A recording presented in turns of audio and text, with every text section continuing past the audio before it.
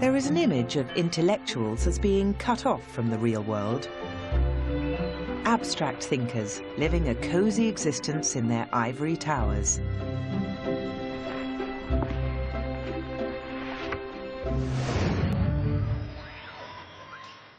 But with the advent of broadcasting, scholars became national celebrities.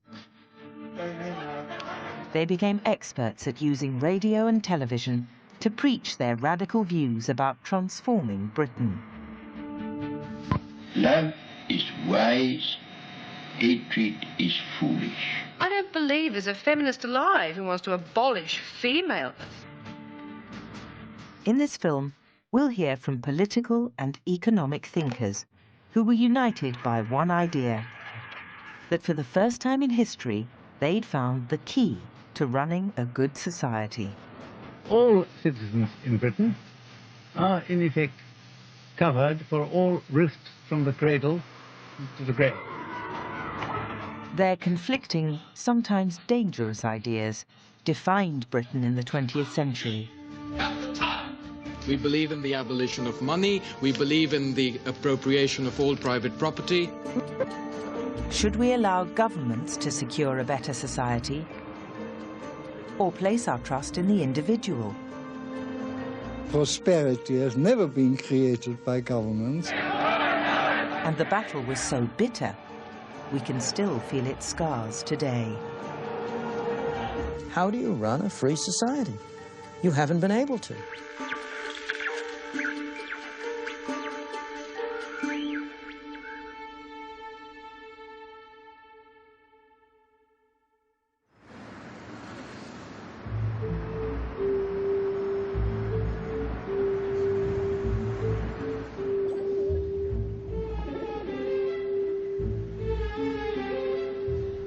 Hidden away in the Bloomsbury area of London is a statue to one of the greatest minds of the 20th century. He's slightly forgotten these days, but he was a truly revolutionary figure who burst out of the academy to try to transform British society. His name was Bertrand Russell.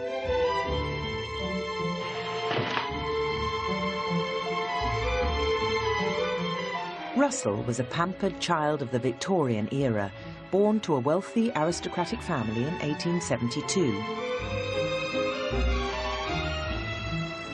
The young Russell fell in love with philosophy and mathematics, as he explained when looking back on his life on the BBC's Face to Face.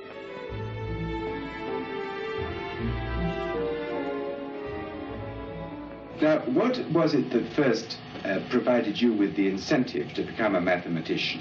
My first lesson in mathematics I had from my brother, who started me on Euclid. And I thought it was the most lovely stuff I'd ever seen in my life. I didn't know there was anything so nice in the world.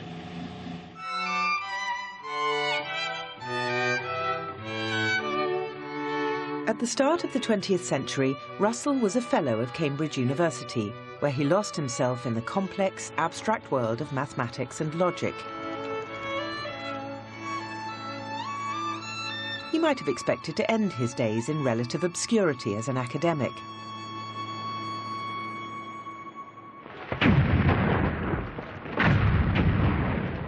But in 1914, Russell's world changed forever. What episode in your life led you to turn again from philosophy, to some extent, into social work and politics? Oh, the First War. The First War made me think it just won't do to live in an ivory tower. This world is too bad, we must notice it. I went all over the place making speeches, and I did everything I could to help the conscientious objectors. I wrote about it everywhere where I could. No, I did everything I could think of to do.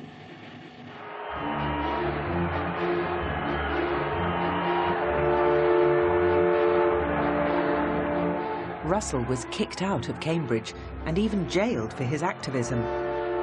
But he discovered a new vocation.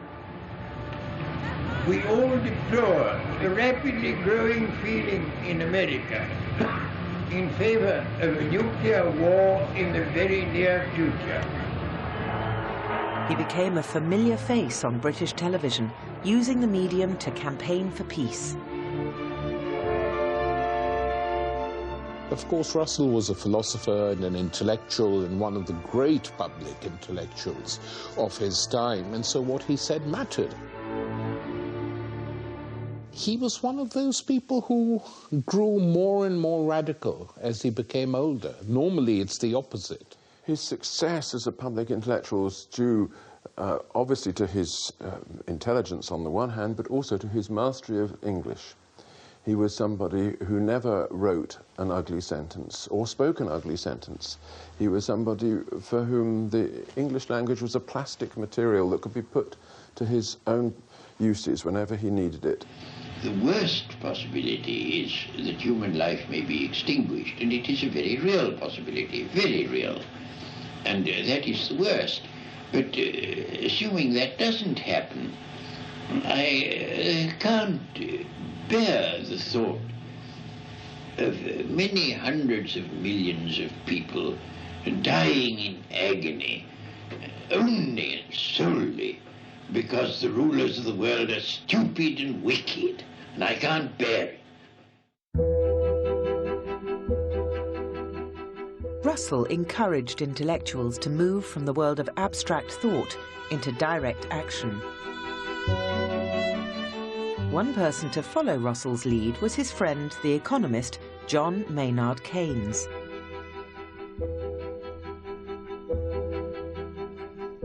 The young Keynes rebelled against conventional society. He was happily and openly homosexual, with daring ideas about shaking up the staid British establishment.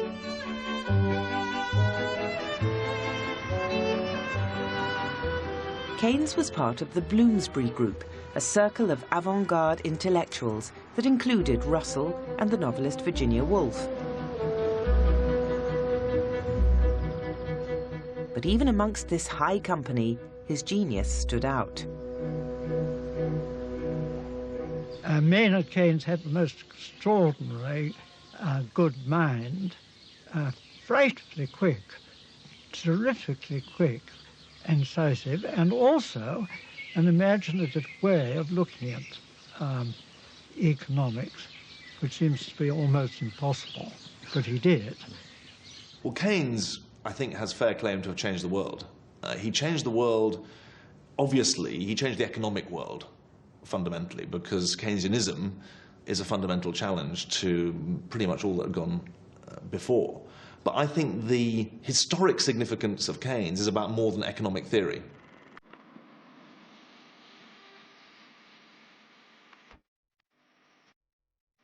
Like Russell, Keynes was deeply affected by the First World War, as he witnessed the tragic fate of the men who'd returned from the trenches.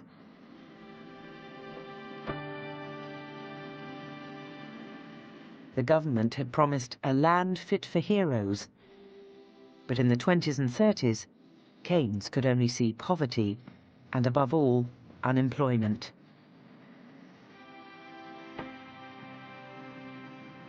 Unemployment represented waste and insecurity, a terrific amount of insecurity. People were much closer to the margins of life, and there was much less social security. So if you lost your job, your household was driven into poverty very, very quickly. To Keynes, that was not only a great moral crime, but it was unnecessary. In 1936, Keynes published his General Theory, which overturned all previous economic thinking.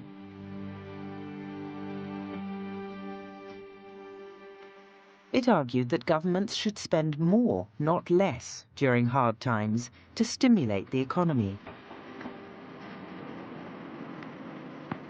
It was a ray of hope for people at the time. It imparted a sense of urgency, and it was very exciting for young economists because it showed why the classical economics was wrong.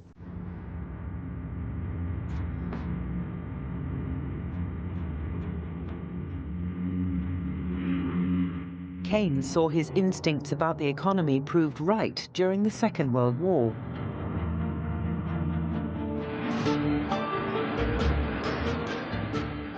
He called the conflict the Grand Experiment. If the state could spend on armaments in wartime, why couldn't it spend money to keep people out of poverty in peacetime? That it cost us that much to make war for 2 weeks. There is little moving footage of John Maynard Keynes, seen here on the left of the screen.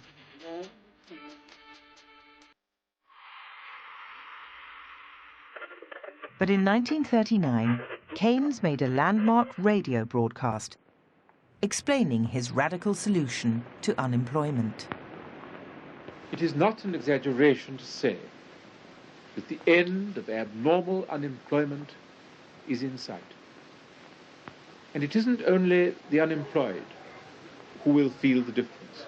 A great number besides will be taking home better money each week. And with the demand for efficient labor outrunning the supply, how much more comfortable and secure everyone will feel in his job. That the grand experiment has begun. If it works, if expenditure on armaments really does cure unemployment, I predict that we shall never go back all the way to the old state of affairs. Good may come out of evil. We may learn a trick or two which will come in useful when the day of peace comes.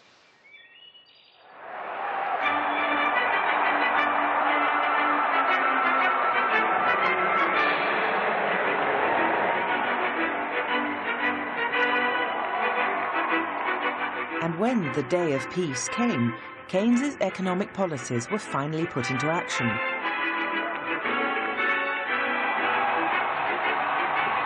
The Labour Party took power with a truly revolutionary manifesto.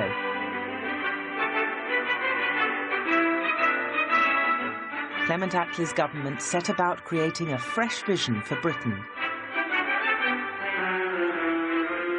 Let's go forward into this fight in the spirit of William Blake.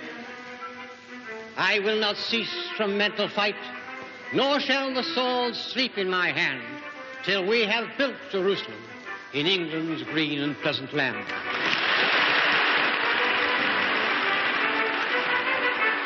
But Keynes's theories formed only one half of this new Jerusalem. Just as important were the social ideas of another, much more straight-laced economist.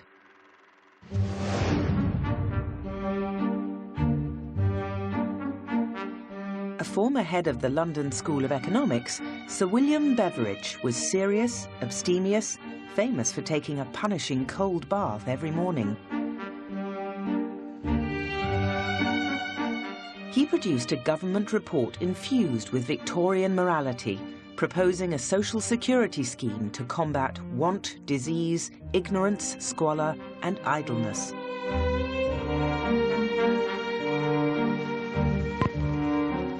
The plan was controversial, so the timid Beveridge had to sell it to the nation. Sir William summarizes the points of his plan. The report proposes, first, an all-in scheme of social insurance, providing for all citizens and their families all the cash benefits needed for security. I hope that when you've been able to study the report in detail, you'll like it, that it'll get adopted, and that so we shall take the first step to security with freedom and responsibility. That is what we all desire. Thank you, Sir William. What Beveridge offered was a better life. Keynes offered security of employment. Beveridge offered security for all those periods when people weren't in employment. So it was a cradle-to-grave system of security. It's time for the Longines Chronoscope, a presentation of the Longines Whitnall Watch Company. The report flung this shy academic into the limelight. He even spread the gospel of his revolution to the capitalist heartland of America. In this 1952 interview, in front of some shameless product placement, Beveridge discussed his plan. All citizens in Britain are, in effect, covered for all risks from the cradle to the grave. I think my wife put it from the womb to the tomb.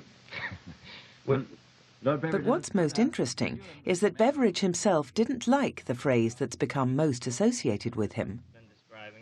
You have been talking about what we might call in this country a welfare state. I never use the term welfare state.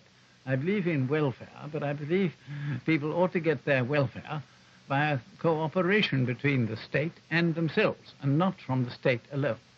What we give to people when they are unemployed or sick or retired is a bare minimum, just enough to keep body and soul together, but not enough for anybody really to be content with. Well, what's to prevent a man from merely staying on the social unemployment insurance system forever? Yeah, but nobody really will be content to do so. He always wants something more. He wants more than the bare minimum. Practically all people do. Thank you very much, Lord Beveridge. Great pleasure.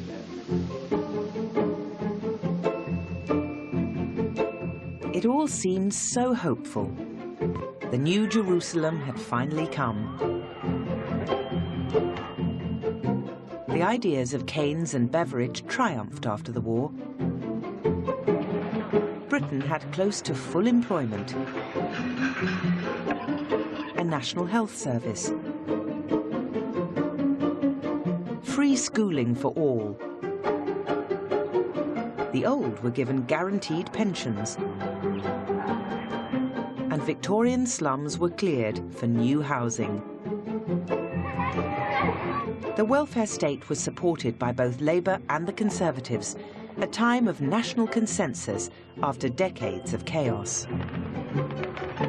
What happened with Keynesianism is it was married with centre-left politics, with a sense of a commitment to the welfare state, to building the land fit for heroes that wasn't built after the First World War.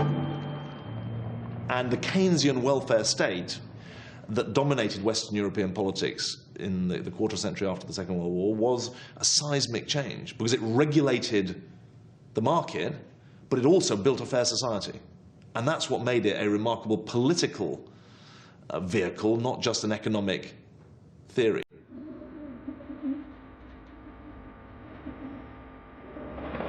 But there were rumblings of discontent, even in the midst of utopia.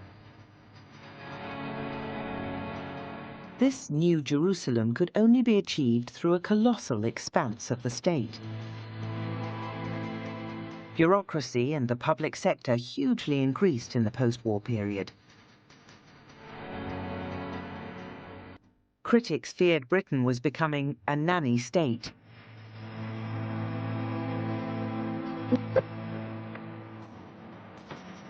One thinker, disquieted by the spectre of government interference, was Russian émigré and Oxford philosopher Isaiah Berlin. But we're thinking, why these lady come to me? In the early 60s, Berlin appeared on a discussion program expressing his hatred of being told what to do. How does it stand up intellectually? I think I object to being treated like a child. I think I objected to not being reasoned with. I object to paternalism. Ultimately, I think what I object to is being treated like a schoolboy, being told for my own good that there are certain things to do, or being driven in a perfectly beneficent direction by a perfectly disinterested, pure-hearted body of anyone like governments or manufacturers, it doesn't matter which, even if you assume that they are pure-hearted men. This is exactly what the British Empire felt towards coloured people in Africa. It's exactly what schoolmasters feel towards children, and it always leads to bad consequences in the end. Must. Paternalism was very alien to Isaiah Berlin. He wanted people to be free to live their lives according to their own values and goals, even if that meant they ruined their lives or went to disaster or tragedy. Berlin became an advocate of liberalism against political dogma. a belief that stemmed from his childhood when he'd witnessed the brutal convulsions of the Russian Revolution firsthand.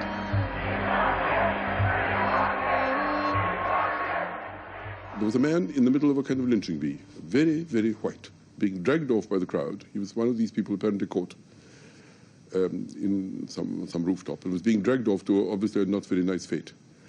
And this is so awful that it made a permanent impression on me, and I've never recovered from it quite, and it's given me a personal distaste for violence, which nothing will overcome.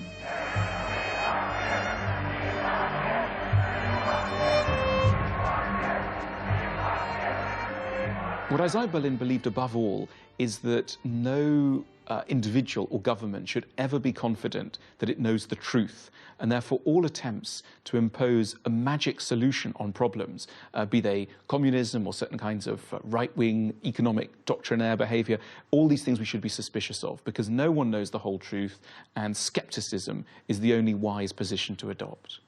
If you believe there is a single answer to a single question, the true answer, all the other answers being false, you see, and all these answers can be put together and harmonize with each other and create the perfect universe, then there is a temptation, if you think you have it, to do awful things.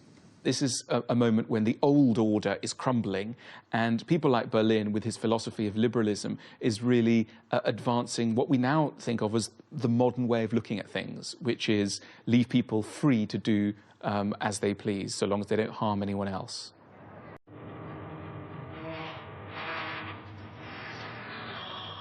Berlin thought repressing individualism would only lead to anarchy.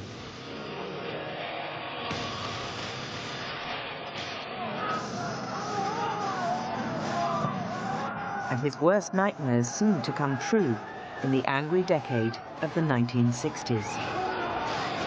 I'm telling you, now don't make me provoke you. Get on. Students became a force for protest. And like Russell before them, they fought for change not only on the streets, but also on television. What would you do without any students? The machine would not run, would it? Wouldn't run? No, wouldn't run. I don't agree with it at all. If they're so fed up with being students, they can get a job anywhere. In the 60s, that was the mood. It was a mood created by full employment, by being very fed up with the boring, in this country, stale, tired, fuddy-duddy 50s. A house which is divided against itself cannot stand. And what we've been talking about here today is the problem of racialism. This was a country where deference played a very important part, and the young generation wanted to break with that, deferential attitude to authority, which was incredibly strong in Britain. The fundamental idea behind all the thinkers that were then leapt into prominence was that the world is organized hierarchically, that there are powers that dominate. These powers are not necessarily explicit. Some of them are secret. We have to dig them out and repudiate them and claim our liberation from them. There is this bourgeois normality out there, which is not the consensual, good-natured thing that it pretends. It really is a system of domination, and we must side with the victims and liberate them. And I think that was this sort of general view that suddenly became popular among the highly pampered youth of the baby boom era. Do you think that the middle class and the capitalists will give up easily or fight to the end? They will fight tooth and nail until you can push off your oppressor. He will never give in, and that has to be through violence.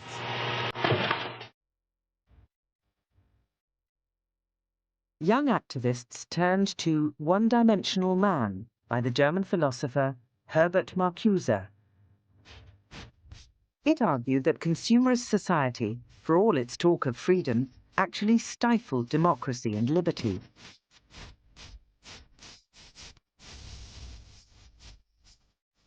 As a refugee from the Nazis, Marcuse had seen fascism firsthand when he developed a radical Marxist view of the repressiveness of the state.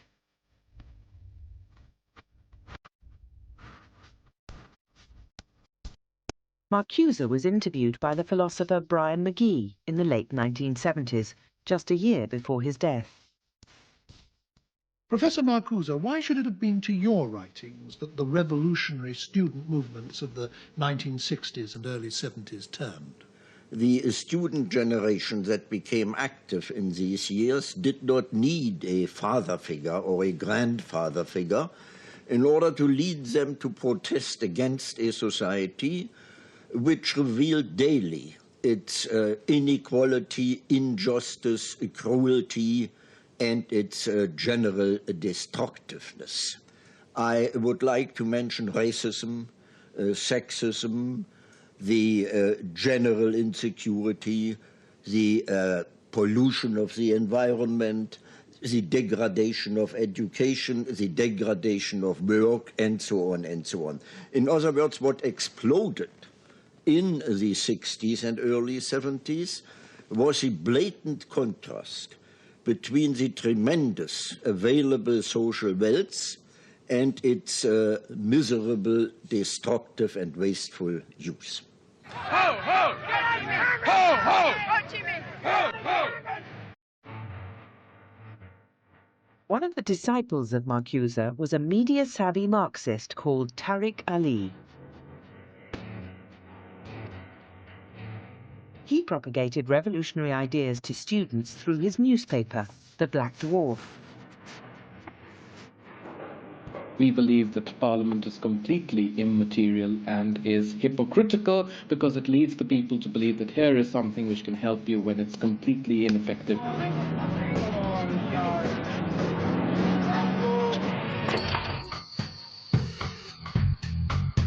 In the late 60s, Ali even smuggled a taste of rebellion into people's homes when he and a group of student radicals were given a platform during a live broadcast. Presented by an establishment figure, Robert Mackenzie. It was the BBC's idea. It wasn't our idea. We would never have dreamt of it. Obviously, they hoped we made fools of ourselves, but they did it. Most of us are, in fact, libertarian Marxists. We believe in all power to the Soviets. We believe that that slogan is not dated at all, that it has not been properly applied. We believe in the abolition of money. We believe in the appropriation of all private property. And we believe in a large mass of people in their respective jobs that they do. Well, it's just, these are the bare essentials. Yes. But the students derailed the live broadcast by bursting into the socialist anthem, the Internationale, forcing the producers hastily to put the final credits up.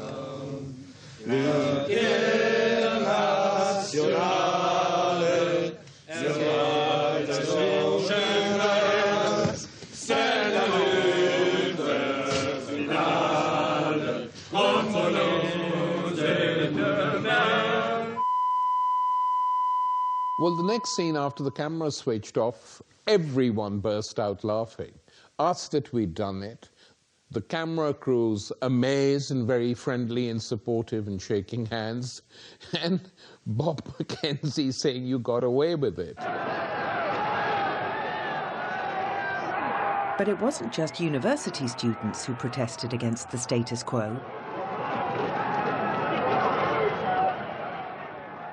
Their teachers also attacked the outmoded and old-fashioned institutions of state.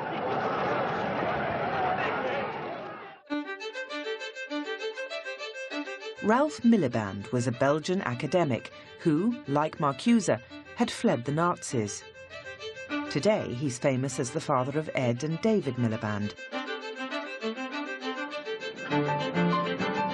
But in the 60s, he was well known as a Marxist thinker, lambasting the monarchy during this televised debate. Dr. Miliband, do you agree that monarchy remains a valuable institution? If you think a nation should sleepwalk through history into the future, if you think that deference is an important part of government, if you think social hierarchies ought to be preserved, well, in that case, you're bound to think that monarchy is a valuable institution. If you think, on the other hand, that democratic government entails a high degree of political rationality, then I think you would think not. Ralph Miliband wrote a series of books heavily critical of what he saw as the bullying imperialism of the British state.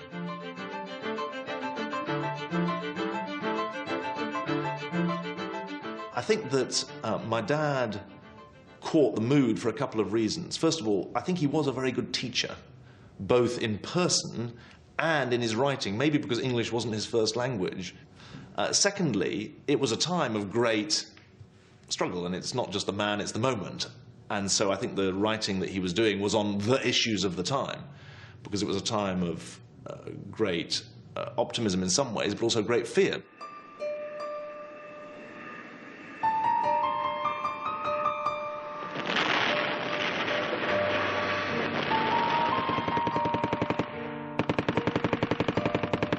One cause that really energized Miliband and the left in the 1960s was the Vietnam War.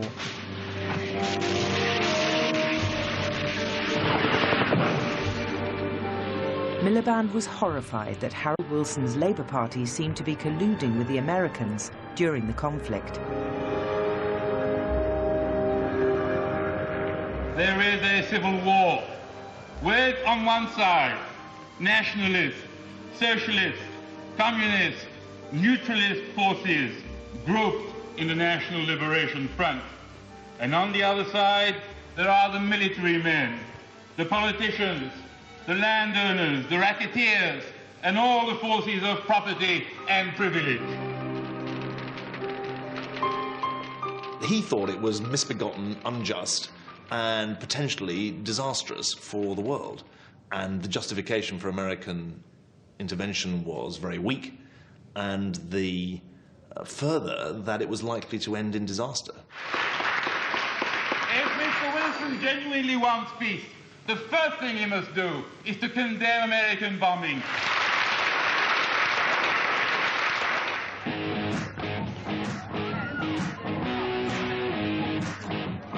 The 60s generation fought to change not just politics, but also social attitudes. And one movement, feminism, was to transform the status of women in Britain. When I was 17, 18, 19, all I thought about was getting married and having children. I thought it was going to be the most fantastic thing in the world. But I suddenly realised that what was it that I was sort of dreaming about, because it hasn't come true. You know, I've got married, I've got kids, but the dream life isn't there. Oh, you cow. In 1971, the American feminist Selma James made a film for the BBC which allowed ordinary British women to talk about their lives. Like millions of women everywhere, I'm a typist. I'm a housewife, a mother, and I've been a factory worker. I am one of those people who have always listened to women, assuming that what they are is not necessarily what they can be. I mean, in a house, you can't expect a man to do the washing. You can't expect him to make beds or anything like that, can you? I didn't want to live like my mum and dad lived. My mum doing everything, my dad doing nothing. It was my view that if you wanted to find out what was going on, you had to ask people, because they could tell you. And in fact, looking at the film today, I find that it is a very good spectrum of views. We work an 8-hour day here. I'm going home now to do some shopping. I don't have dinner lunch. I have a cup of tea if I'm lucky. I come back to work, I do my work. Then I go home and do my housework, get the tea prepared. How on earth? Working women have two jobs, the one they get paid for and the one they don't, the running of the home. Well, I really felt and still feel that the fact that women take care of children almost exclusively is a punishment for us rather than the enjoyment that it should be. And it's certainly a punishment for men. Men are deprived of a great deal in this society because women are given these jobs of caring. How much time do you spend with your children? Well, oh, very little actually, just probably 1 day per week, which is Sunday. We feel very much that men should take a full role in bringing up the children and in running the household. What do you feel about that? I don't agree with that at all. Tell us why. Tell us why. A man just can't do it. Why? He hasn't got the patience of a woman, the understanding.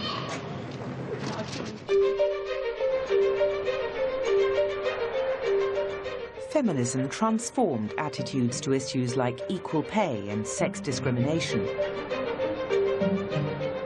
Not that the BBC always kept pace with this huge social change.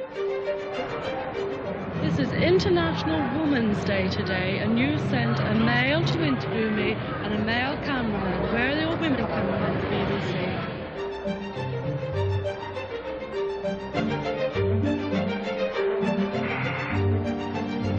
But feminism produced a thinker who shone on screen and had no fear of expressing her provocative views. Germaine Greer, the radical feminist and author of the best-selling book, The Female Eunuch, is in Newsday's studio tonight. But first, this evening's news summary.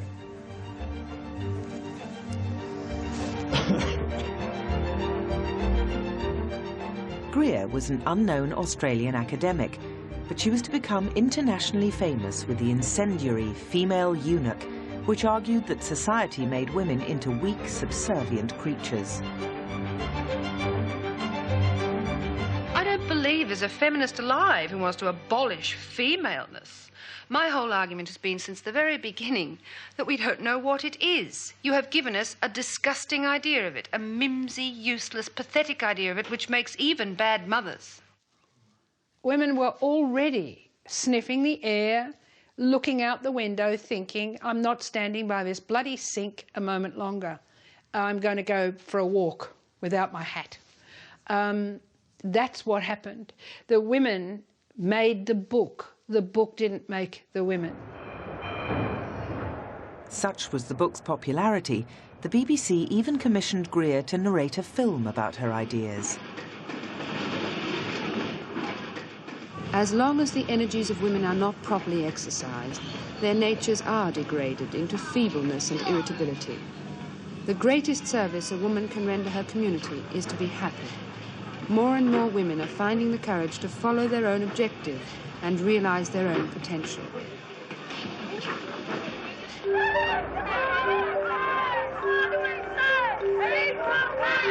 But while she was the most famous exponent of feminism, Germaine Greer had misgivings about the collective nature of the women's liberation movement.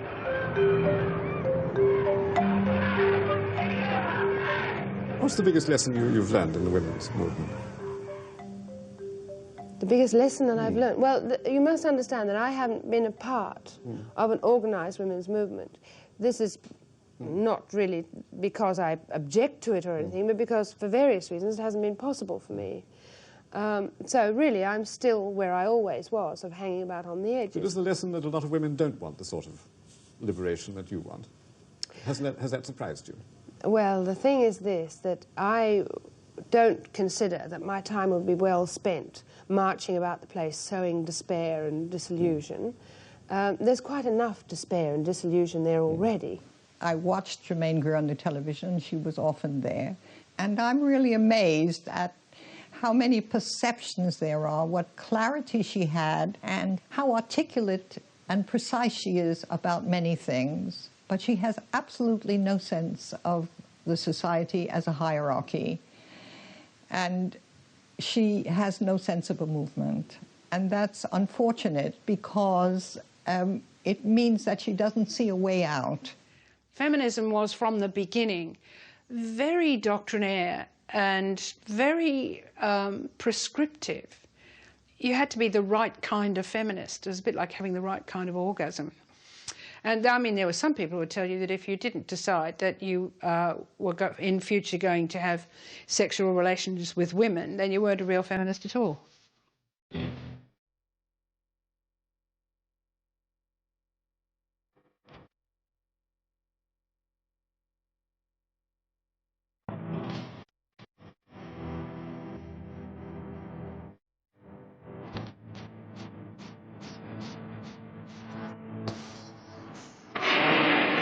But from the mid-1970s, the idealism and optimism that had characterized the post-war period was crumbling. The new Jerusalem was falling apart. It was all because Britain had once again hit economic hard times. BBC cameras captured food shortages, strikes. If you go in, you're scabbing on it. And a scab's a scab, as far as we're concerned. Electricity cuts. Well, we're virtually out of business while the power's off. We've got no light to work with. Affects us pretty drastically. And inflation rocketed.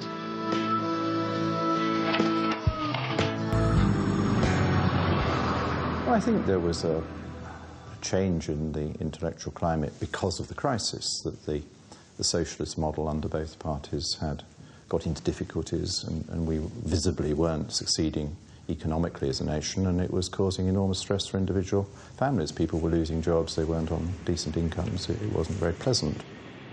There was a sort of kind of sense that Western civilization was breaking down.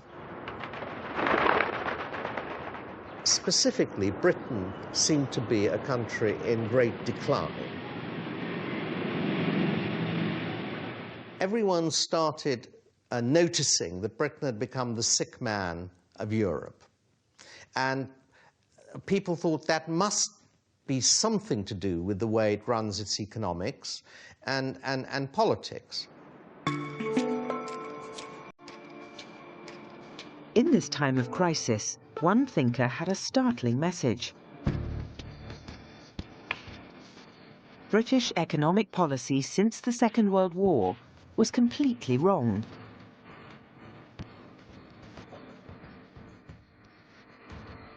The Austrian-born academic Friedrich Hayek had been ignored, even vilified, for most of his career because of his heretical belief that the free market should be left to its own devices. I have, incidentally, often regretted that there haven't been more bankruptcies in the past. I think British economy would be in a better position now if more firms had been eliminated, not being artificially kept alive. But in the 70s, Hayek broke out of his ivory tower. His anti-government polemic, The Road to Serfdom, first published in 1944, even became a surprise bestseller. Prosperity has never been created by governments. The most government can do is not disturb the prospects by interfering sillily in things which they do not understand. I think the big idea from Hayek was this idea that a well-intentioned state doing more and more can end up suppressing freedoms, achieving the opposite of what it sets out to achieve, destroying wealth, prosperity, jobs, happiness, all those things that politicians ought to be in favour of. He's got an arresting thesis. I mean, his thesis is that a market outcome is by definition just because it's been freely entered into. Now, that is a very pure description of what it means to be on the right of politics, because it says that market exchange, because it's quote-unquote free, is necessarily fair. So far as commercial activities or economic activities are concerned, we will benefit our fellow men most if we are guided solely by the striving for gain. Isn't it a philosophy based essentially on selfishness? That is to say, the only spur, it seems, is gain. What about altruism? Where does that come in? It doesn't come in.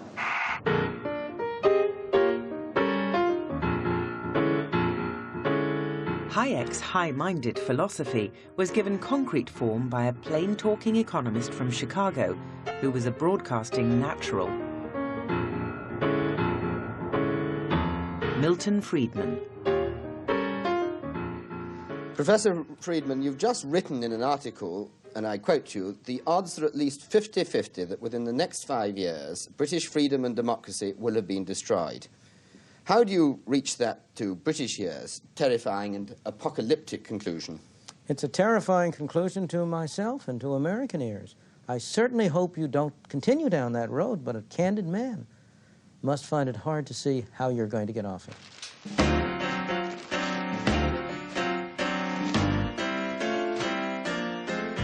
Friedman had come up with a theory of how to solve Britain's economic woes: monetarism. Friedman said Keynes was wrong. Governments should spend less and print less money in difficult times, taking money out of circulation to combat rising prices. Turning off the tap, reducing the flow of money and spending power in the economy, now has the highest priority. The economic theory behind this trend has come to be known as monetarism. There is only one way to cure inflation. There aren't any two ways. The only way to cure inflation is to slow down the rate at which the quantity of money is increasing.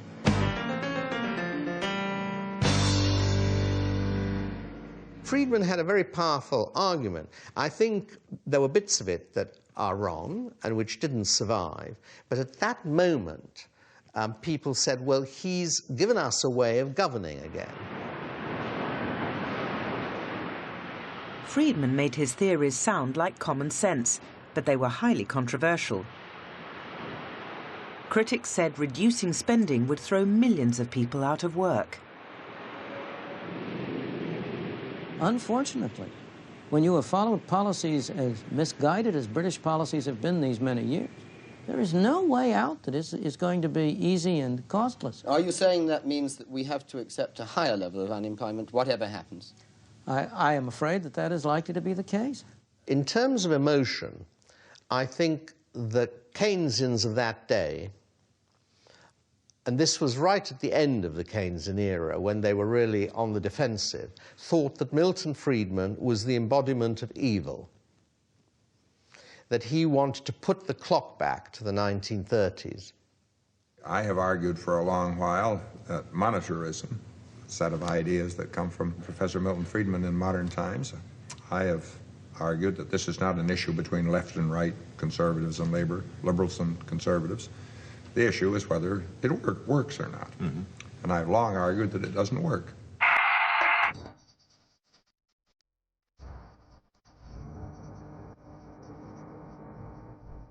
This fight between Friedman and the Keynesians reached its climax on television. In 1976, the BBC travelled to Chicago to film a Labour minister confronting Friedman on a hot-tempered episode of Panorama. We took a distinguished British economist, very much committed to recent British policies, Lord Ballard, to challenge Milton Friedman on his home ground. Professor Friedman, you've made some very dire predictions about Britain. Can you just explain, first of all, what it is that you think ought to be happening in Britain that isn't happening? There is nothing, in my opinion, wrong with Britain that could not be set right by a change in the direction of your policy away from a policy which leads to putting civil servants in charge of everything to a policy which gives to the ordinary man control over his own life. His policies have never succeeded wherever it was tried, either in America or in England. A political economist, and he is, after all, a very political economist, must take into account the probable consequences politically and socially of his advice, and this he's quite incapable of doing. What do you believe those to be? Total collapse of the consensus which we had, probably a strike and the decline of the country, with absolutely incalculable consequences. What do you say to that? Well, I say that continued increase in government spending has produced exactly the results that he said the opposite would produce. After all, you've had an increased growth in government spending, you've had increased militancy in the unions, and you've had increased unemployment. So apparently, Mr. Baylog Here again, thinks, I mean, Professor Friedman, entirely wrong. I don't mean to be invidious on that. I'm just saying that I'm not saying that No, the here trade is the unions weasel are word, robbers. I don't mean to now say come that. the weasel word. Can I put you a quote from a London newspaper, The Guardian, this week, which said you were a cantankerous old bigot, peddling your patent wonder cure and telling the world that those who decline to take your wonder cure will die a very nasty death.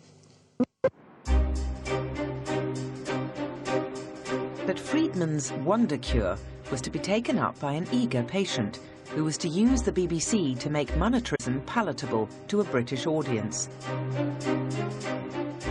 An Oxford don and conservative intellectual, Keith Joseph.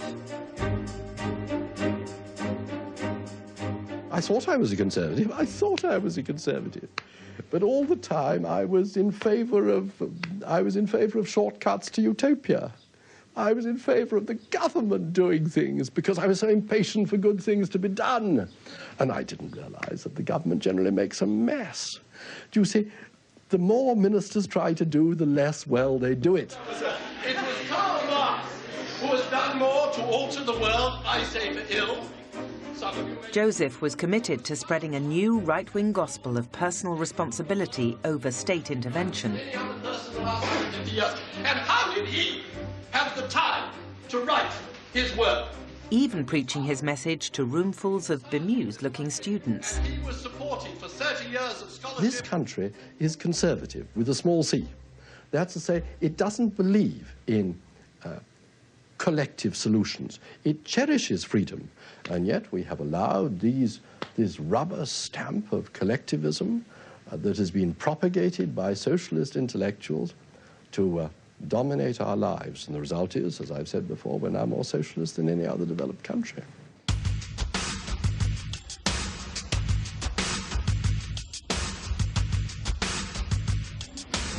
There's still a little bit sticking up there. You can see it in the reflection. Joseph was the key advisor to the party's first female leader, Margaret Thatcher, who made speeches that tore apart the old consensus politics of the post-war period.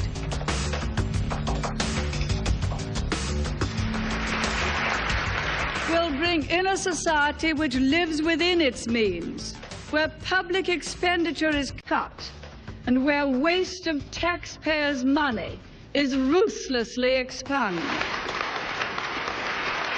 Yes, we'll bring in a conservative society. And when Thatcher won the 1979 election, the ideas of Hayek and Friedman were now at the heart of British government. The Thatcher government is a kind of an experiment in whether it will be possible in a democratic society that has gone as far as Britain has gone to change course in an orderly, effective way to set Britain on a new road. If the Thatcher government succeeds, it will be an example that will not be lost on the United States or the rest of the world.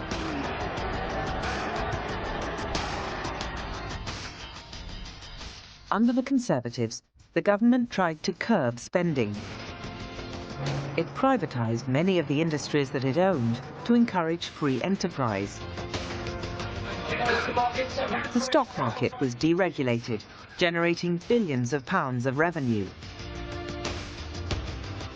But as the Keynesians predicted, strikes became increasingly embittered and joblessness soared to rates not seen since the 1930s. Unemployment in Britain is now 2.5 million and rising. Monetarists always said that unemployment was the unavoidable price for cutting inflation, but no one expected Britain's recession to be so severe or so long-lived.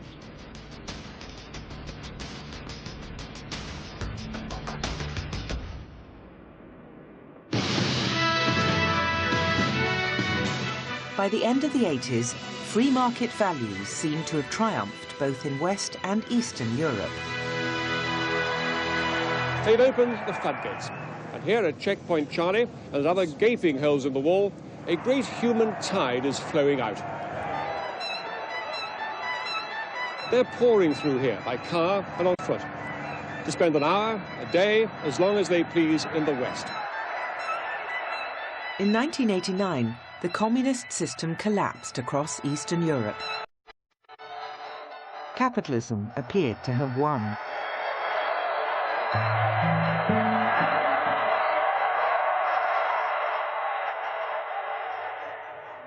And one philosopher preached that the ideological battles of the modern age were now over.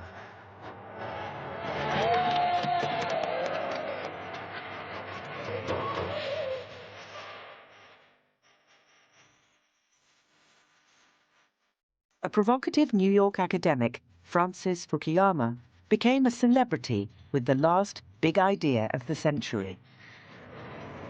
Liberal capitalist democracy, championed by Thatcher in Britain and Reagan in America, was so suited to human needs, we'd reached the end of history.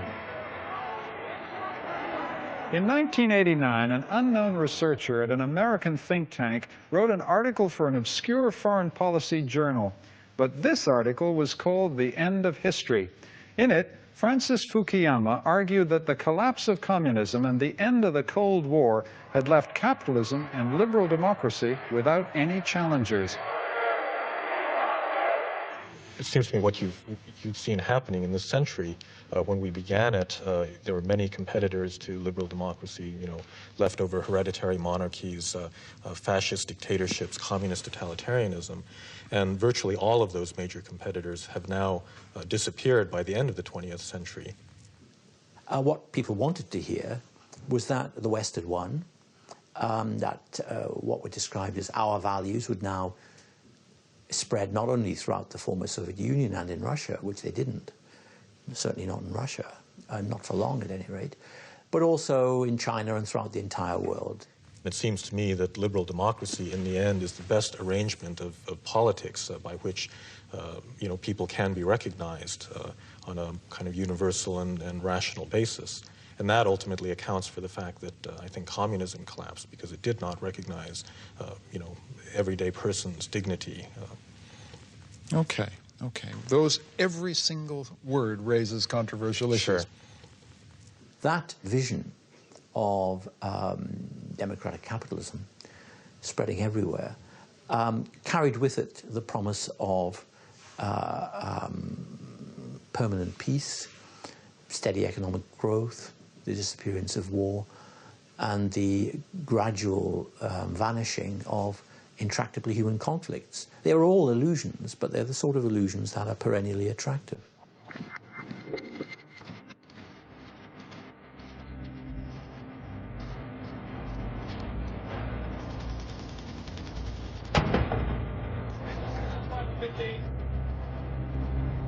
Despite Fukuyama's predictions, it seems hard to believe that we now live at the end of history. Cultural and ideological clashes haven't disappeared.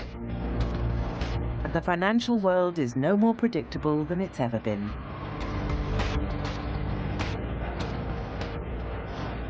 Thinkers use broadcasting to try to change the world. But it seems unlikely that the battle of ideas, the grand experiments, are likely to end anytime soon.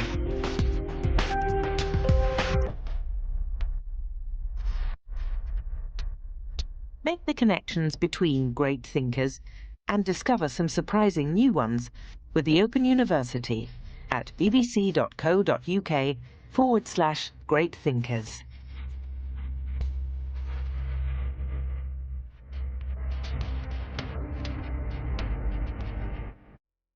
Drama coming up this evening here on BBC4. From D.H. Lawrence's The Rainbow and Women in Love comes a tale of two sisters' lives thrown into confusion by passion and war.